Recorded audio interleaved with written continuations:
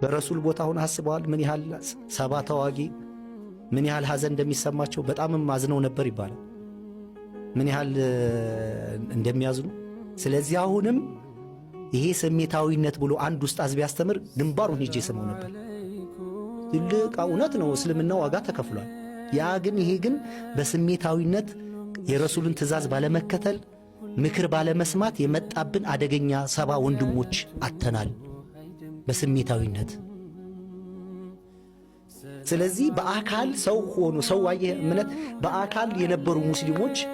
የረሱልን ምክር ሳይሰሙ የከፈሉ ዛሬኛ ቁርአን የሳቸውን አንብበን ምን ያህል በዛ ነገር ላይ አምነን የሚኖር እድል ፋንታ ይኖርናል አልኩት በቃ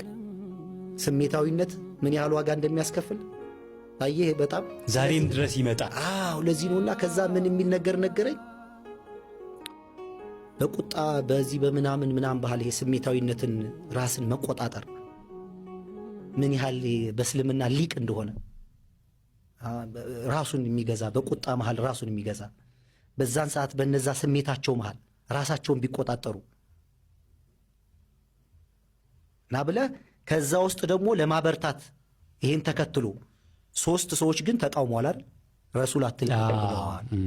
እንጠብቅ አስተዋል እንጠብቅ አየህ ተረፉ አልተረፉ ረሱል ይሄን ነገር አትልቀቁ ብለዋል ቦታ አትልቀቁ ብለዋል ምንም ቢፈጠር ብለዋል አራት ነጥብ አድርገው ነው የተናገሩት ፕሊስ አሉ ከነዛ ከሶስት ውጭ ሌሎቹ ወርደዋል